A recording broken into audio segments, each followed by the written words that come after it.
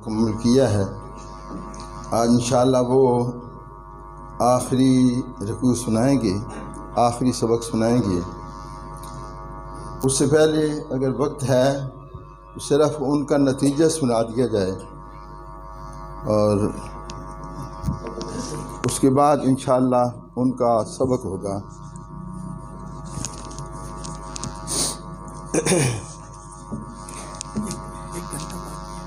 अच्छा, फिर इसका मतलब ये हुआ कि अल्हम्दुलिल्लाह अक्सर बच्चों ने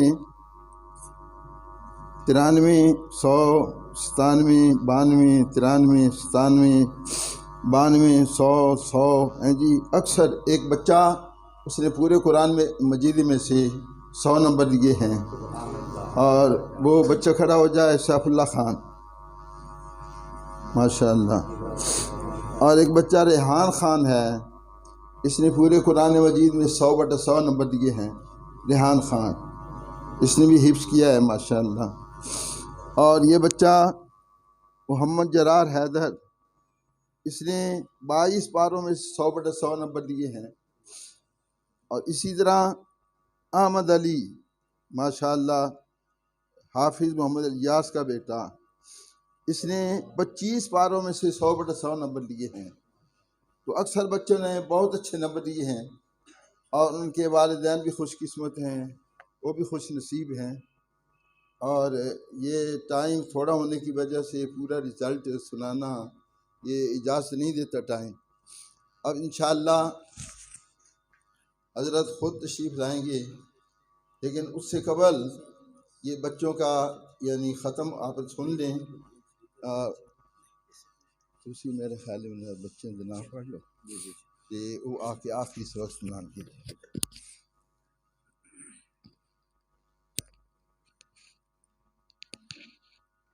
जैसे कि आपको मालूम है, आज की ये तकरीब का असल मकसद इन बच्चों का एजाज़ है जिन्होंने कुरान पाक मुकम्मल किया है। अब उनको आखिरी सबक सुनाने के लिए दावत दी जा रही है। उन 11 बच्चों में से पहला बच्चा है हाफिज़ हशमत खान बिन असदुल्ला खान।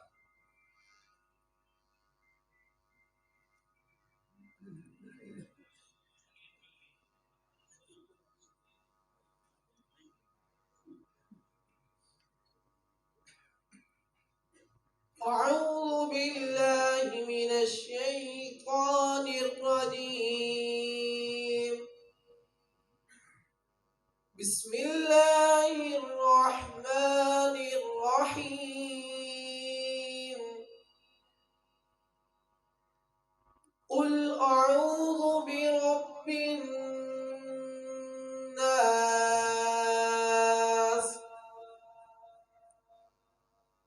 ملك الناس، إله الناس،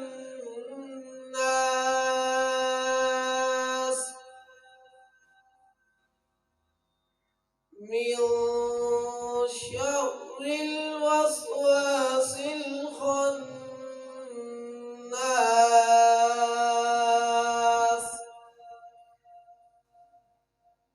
الذي يوسوس في صدور الناس من الجنة والناس.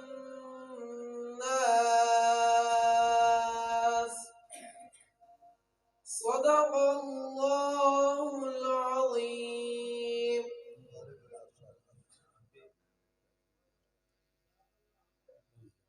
हाफिज़ मोहम्मद अली नवाज बिन मोहम्मद नवाज चक मुजफ्फराबाद।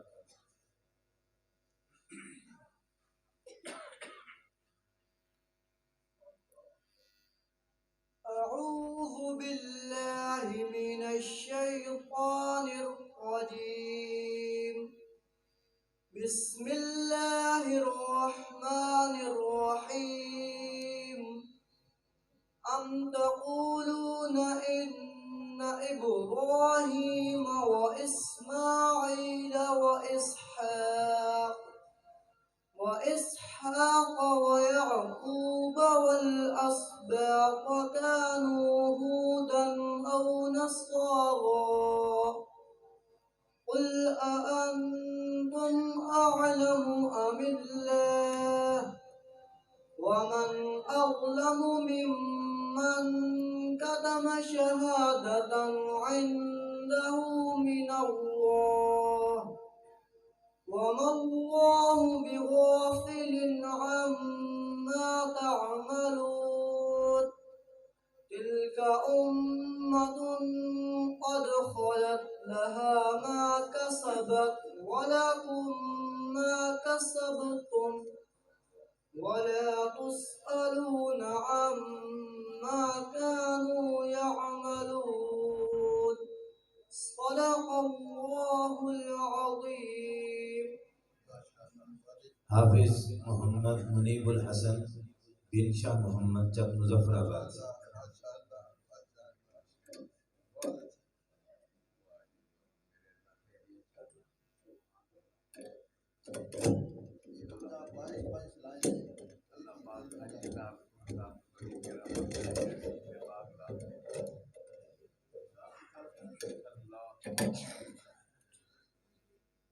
أعوذ بالله من الشيطان الرجيم بسم الله الرحمن الرحيم أم تقولون إن إبراهيم وإسماعيل وإسحاق ويعقوب والأسباط كانوا هودا أو نصارى قل أأنتم أعلم أم الله ومن أظلم ممن كتم شهادة عنده من الله وما الله بغافل عما تعملون تلك أمة قد خلت لها ما كسبت ولكم ما كسبتم ولا تسألون عما كانوا يعملون صدق الله العظيم। ये है कुरान पाक का एजाज़ कि ये बच्चे की उम्र, उसका कद काट आप देख रहे हैं। मेरे ख्याल में शायद 10-11 साल इसकी उम्र होगी।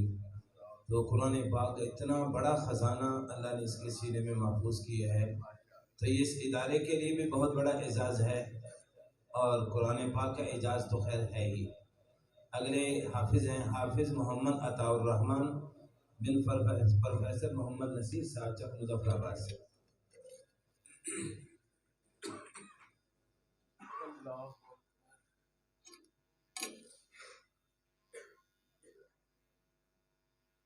أعوذ بالله من الشيطان الرجيم بسم الله الرحمن الرحيم قل أعوذ برب الناس ملك الناس إله الناس من شر الوسواس الخناس الذي يوسوس في صدور الناس من الجنة والناس صدق الله العظيم। माशाअल्लाह माशाअल्लाह। अगले हाफिज हैं हाफिज मोहम्मद आजम बिन कारी अब्दुल कादिर साहब बखरबार से।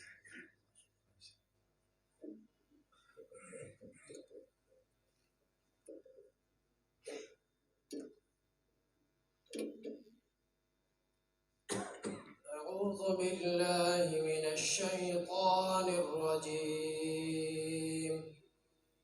بسم الله الرحمن الرحيم.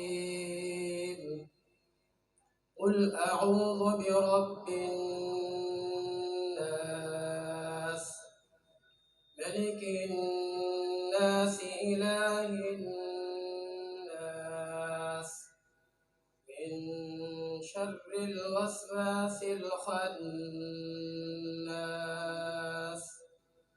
الذي يوسوس في صدور الناس من الجنة والناس. صدق الله العظيم. माशाअल्लाह माशाअल्लाह। हाफिज हाशिम अली जफर बिन जफर हयात गुलशन कमाल से।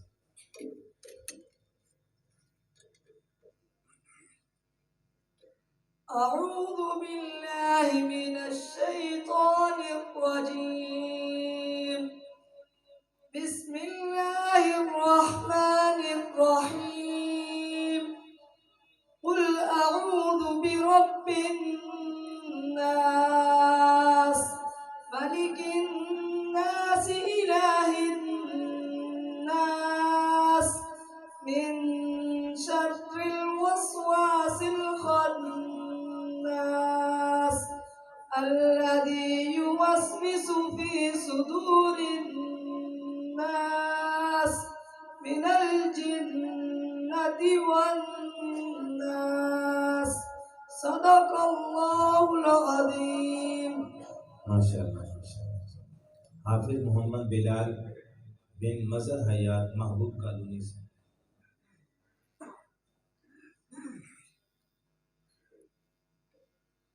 أعوذ بالله من الشيطان الرجيم.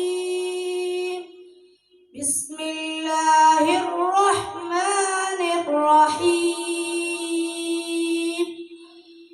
قل أعوذ برب الناس ملك الناس إله الناس من شر الوسواس الخناس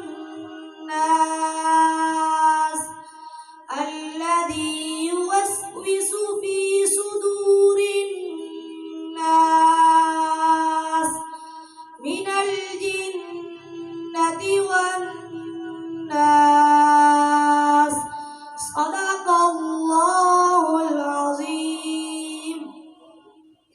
माशाअल्लाह। हाफिज मोहम्मद साद अली बिन मलक मोहम्मद सलीम नसीब कॉलोनी शाहपुर सदर से।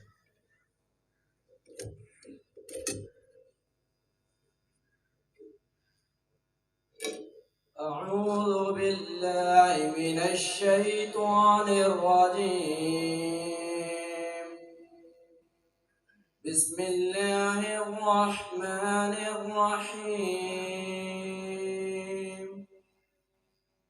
قل أعوذ برب الناس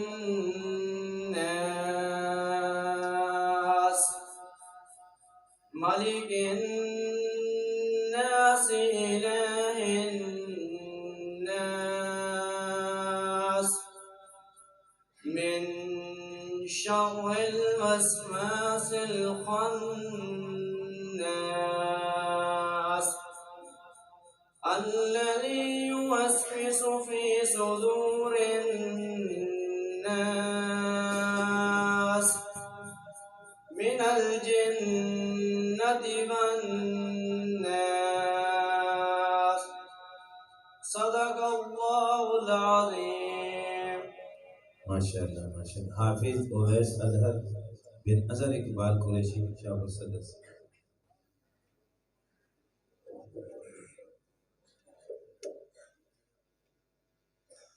أعوذ بالله من الشيطان الرجيم. بسم الله الرحمن الرحيم.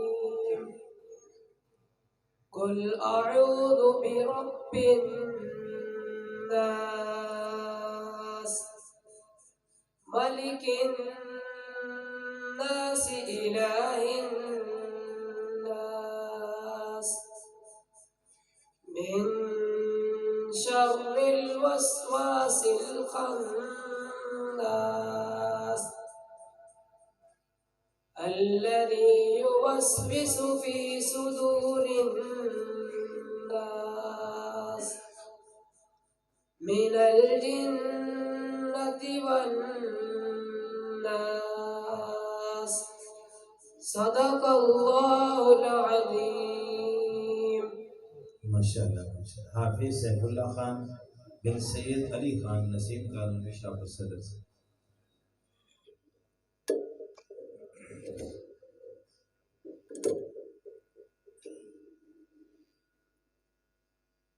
أعوذ بالله من الشيطان الرجيم.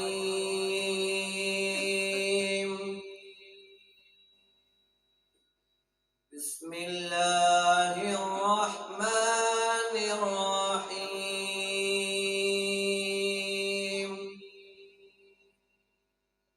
أم تقولون إن إبراهيم وإسماعيل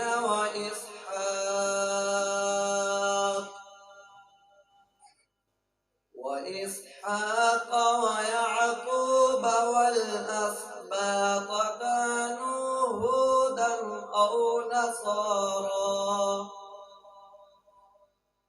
قل أأنتم أعلم أم الله ومن أظلم ممن كتم شهادة عنده من الله وما الله بغافل عما تعملون. تلك أمة قد خلت لها ما كسبت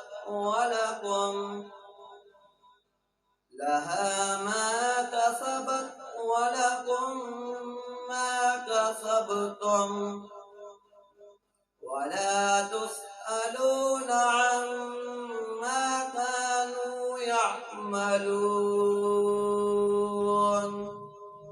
صدق الله العظيم. माशाअल्लाह माशाअल्लाह। आखिरी हाफिज हैं हाफिज मोहम्मद रिहान खान बिन रहीम खान मोहल्ला थाने वाला शाहपुर सदर से।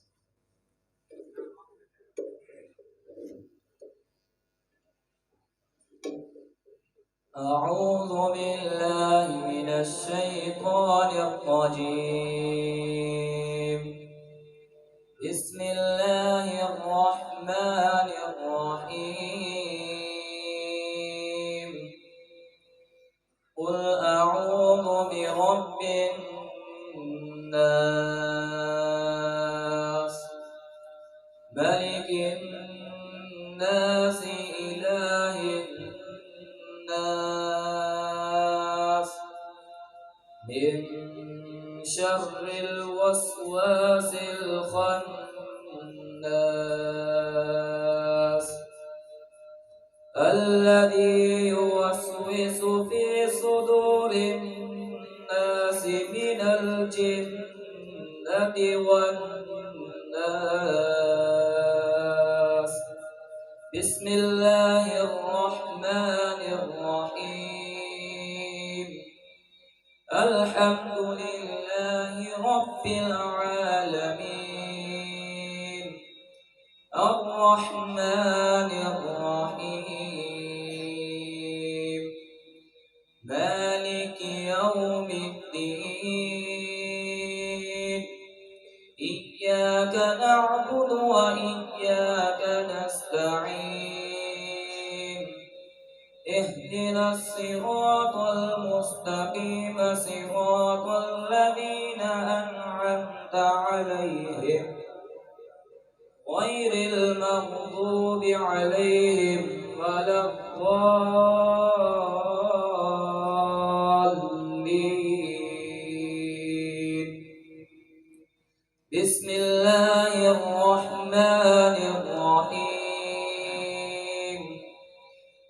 ألف لام ميم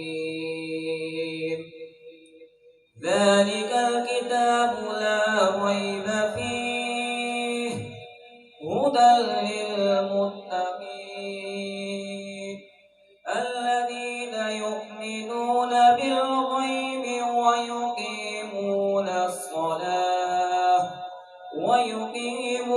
الصلاة ومما رزقناهم ينفقون والذين يؤمنون بما أنزل إليك وما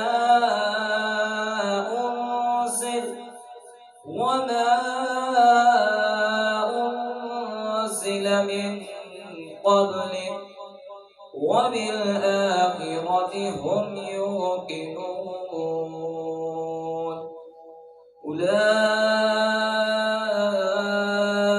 على هدى من ربهم وأولئك هم المفلحون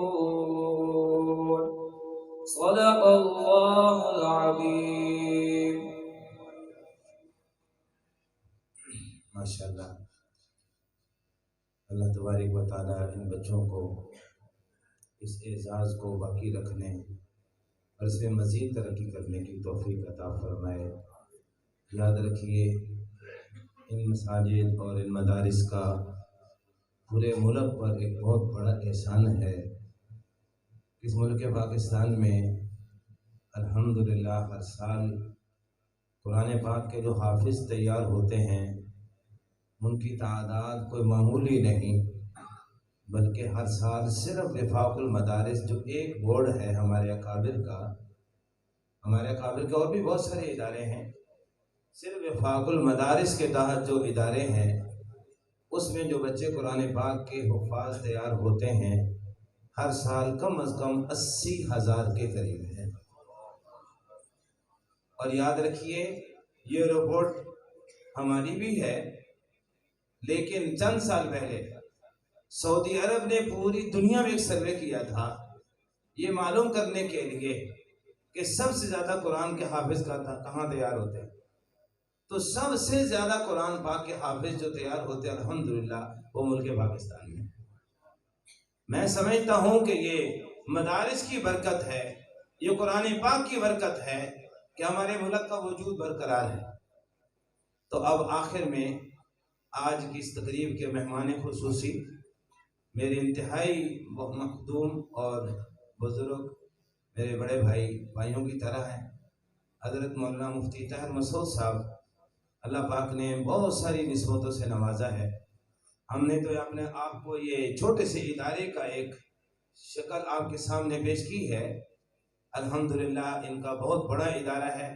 हर साल में सैकड़ों बच्चे और हुफ़ाज़ उलमा उस इदारे से तैयार होते हैं। तो अल्लाह पाक ने इनको इस काम के लिए चुना है। अल्लाह तबारक व तआला ने बहुत बड़े एजाज़ से नवाजा है।